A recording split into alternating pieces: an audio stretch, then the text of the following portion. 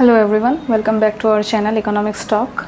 Today we are going to discuss a very important but yet easy topic, that is economic assumptions. Now this economic assumptions का मतलब क्या है, इसको हम लोग को पहले समझना होगा, है कि नहीं. So economic assumptions का मतलब क्या होता है कि क्या क्या एक ऐसी assumptions हैं जो हम लोग इकोनॉमी में लेते हैं, ठीक है, wild forwarding a particular model. ज़्यादातर ये मॉडल को फॉरवर्ड करने का टाइम में ही होता है, ठीक है. सो अब क्या है ना, जब पहले इकोनॉमिस्ट ने स्टार्ट किया था अलग अलग मॉडल बनाना, तो उस टाइम पे क्या हुआ था ना, उन लोगों ने जब मॉडल स्टार्ट किया तो उन लोग देखते थे कि सोसाइटी ऐसी बहुत ज़्यादा चेंज होती है, इकोनॉमी ऐसी है ना कि डायनामिक है, वो कांस्टेंट नहीं रहता है, हमेशा चेंज होते रहता है.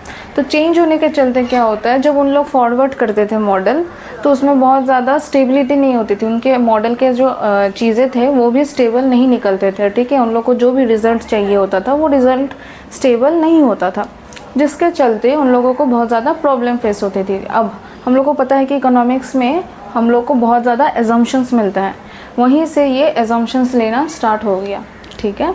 वहीं से ये एजम्पशंस लेना स्टार्ट हो गया ताकि जो भी मॉडल बने उसका जो भी रिज़ल्ट हो वो एटलीस्ट रिलायबल हो, ठीक है, उस के ऊपर हम लोग एटलीस्ट रिलाई कर सके.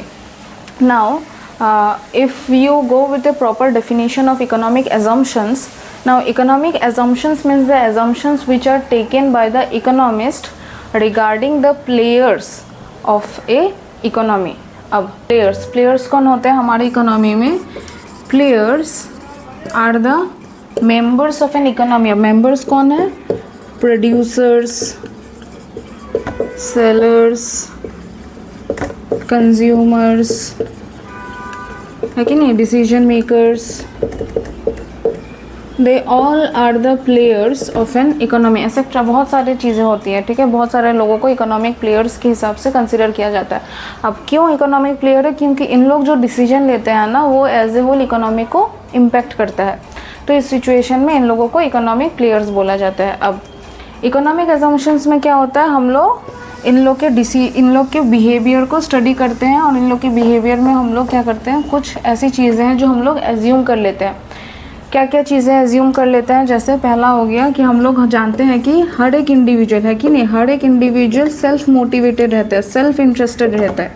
तो यहाँ पे क्या होगा, हर एक प्लेयर जो भी डिसीजन लेगा ना वो हमेशा उसके सेल्फ इंटरेस्ट में होगा, ठीक है. हमेशा मैं जो भी डिसीजन लूँगी एक इकोनॉमी में वो हमेशा ऐसे लूँगी ताकि उससे मेरा ही फ़ायदा हो, है कि नहीं. Now next is self interest हो गया. फिर कॉन्स्टेंट रिसोर्सेस. एक इकोनॉमी में हमेशा जो रिसोर्सेज है ना वो कांस्टेंट रहेंगे, वो फिक्स्ड है, लिमिटेड है, फिक्स्ड नहीं है बट लिमिटेड है, ठीक है. उसको हम लोग बहुत ज़्यादा इंक्रीज़ नहीं कर सकते हैं. तो हम लोग को जो भी डिसीजन लेना होगा ना will be dependent on how I utilise this economic resources which is very scarce. Constant है, लिमिटेड अमाउंट में अवेलेबल है, ठीक है. तो इस कांस्टेंट रिसोर्सेज को हम लोग कैसे यूज़ करते हैं उसके ऊपर हम लोग डिसीजन लेते हैं, उसके ऊपर हम लोग स्टडी करते हैं. नेक्स्ट क्या है? नेक्स्ट इज़ हो गया, ये हो गया. फिर अनलिमिटेड वंट्स. नेक्स्ट क्या है? Unlimited wants. Unlimited wants obviously हम लोग को भी पता है, मैं एज एन इंडिविजुअल हमेशा ज़्यादा चाहिए मुझे, आप लोग को भी हमेशा ज़्यादा चाहिए होता है. कोई भी चीज़ जितनी भी मिल जाए वो इनफ नहीं होती है हमेशा, है कि नहीं. हम लोग को हमेशा चाहिए कि इससे ज़्यादा ही मिल जाता तो और अच्छा होता. ये मिल गया, इसके बाद you need something more. After achieving that particular thing you need something more than that. So we all individuals have unlimited wants. So with this these are some things that they considered as a whole to be general in all the individuals, okay. Now there are some economic assumptions they have taken. Fine. The first economic decision is number 1, individuals are rational, ठीक है. Rational का मतलब क्या होता है? अब ये एक टर्म है जो बहुत ज़्यादा यूज़ होने वाला है. रैशनल का मतलब क्या है? हमेशा जो भी इंडिविजुअल होगा ना वो हमेशा ऐसे डिसीजंस लेगा जिसके यूज़ से उसको हमेशा ऑप्टिमम यूटिलाइजेशन मिलने वाला है. Now this rational means, suppose if I take an example, say chips, okay, मैं वापस चिप्स के एग्जांपल में आ रही हूँ। सपोज 10 चिप्स, ठीक है, 10 चिप्स है, एक सेलर है, वो एक सेलर ए सपोज, ठीक है, सेलर ए इस 10 पैकेट ऑफ चिप्स को ₹100 में सेल कर रहा है। वहीं एक और सेलर है जो 20 चिप्स है, ठीक है, 20 चिप्स है, सेलर बी पकड़ लो, तो उस 20 चिप्स के पैकेट को ₹100 में ही सेल कर रहा है। तो as a rational behaviour, as an rational individual, what decision will you take? अगर आपको दोनों में से किसी एक से खरीदना है, so as a rational individual अगर आपको खरीदना है दोनों में से कोई भी एक सेलर से, तो आप किससे खरीदोगे? Obviously you will buy from seller B because he is providing you more amount of chips. Now this is rational behavior given the situation, whatever situation you are given. If you know the detail about it, you take a decision which will give you optimum utilization, which will give you optimum utilization. अब optimum utilization मतलब, optimum का मतलब क्या होता है? Maximum. Utilisation का मतलब क्या होता है? सेटिस्फैक्शन। ये तो बेसिक सी चीज़ें हम लोग पढ़े ही हैं और ऑब्वियसली ये सब चीज़ें। सो optimum satisfaction.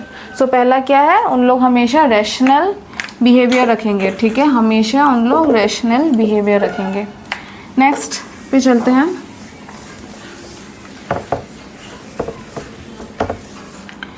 Next you have is,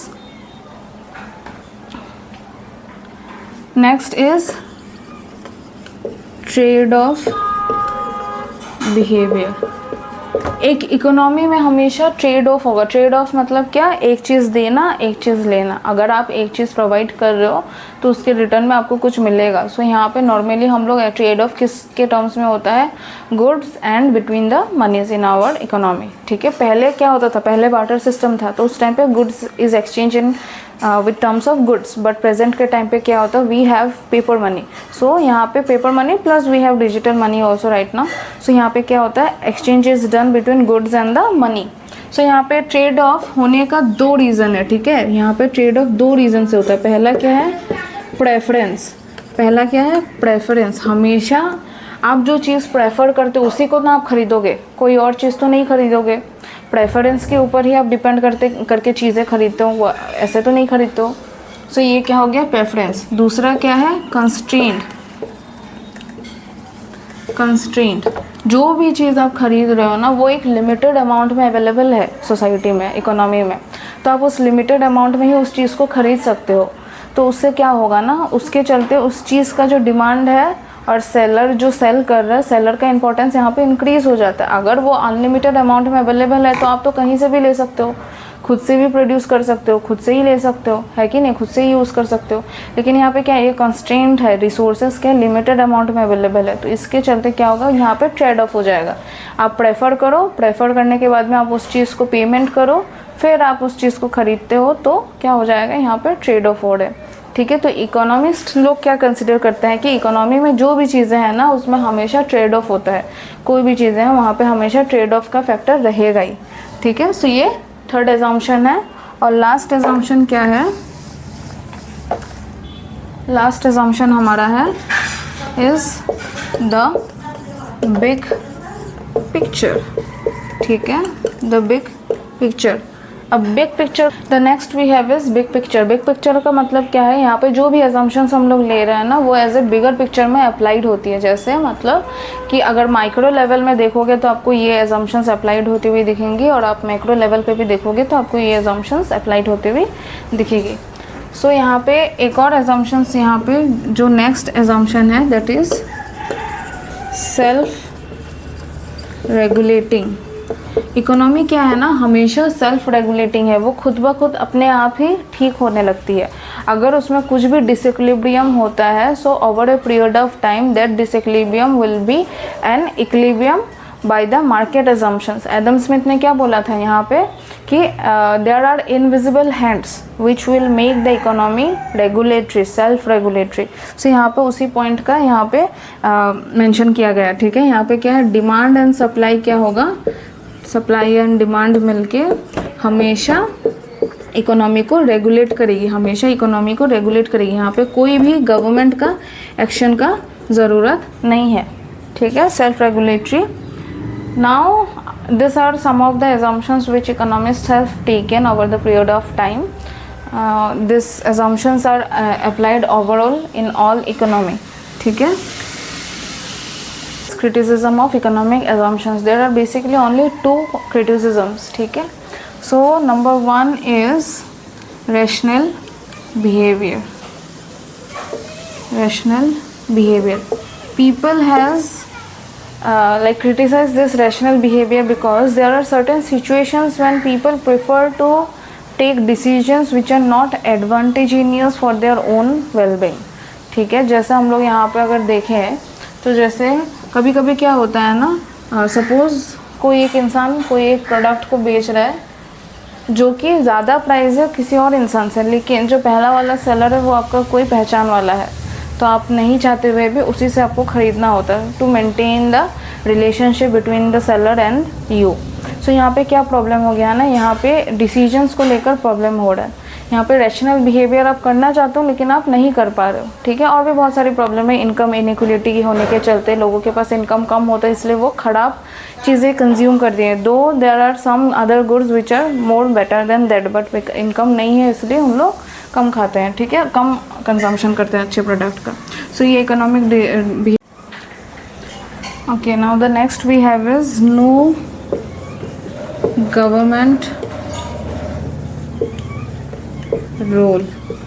सो यहाँ पे ऑब्वियसली हम लोगों ने पढ़ा क्या, इकोनॉमी क्या है, सेल्फ रेगुलेटरी होती है। तो सेल्फ रेगुलेटरी होने मतलब क्या, इनविजिबल हैंड्स अपने आप ही सारे सिचुएशन को ठीक कर देगी। सो उस सिचुएशन के चलते क्या हो गया, गवर्नमेंट का कोई एक्शन ही नहीं बचा। सो यहाँ पे ये क्या हो गया, क्रिटिसिज्म हो गया। ऑब्वियसली हम लोग को पता है गवर्नमेंट का रोल कितना ज़्यादा है इकोनॉमी में। गवर्नमेंट को सब्सिडी प्रोवाइड करना, टैक्स प्रोवाइड करना, कोई प्रॉब्लम हो रही है तो उस चीज़ को हैंडल करना, लेकिन उन लोगों ने क्या बोला था, गवर्नमेंट का कोई रोल ही नहीं होता।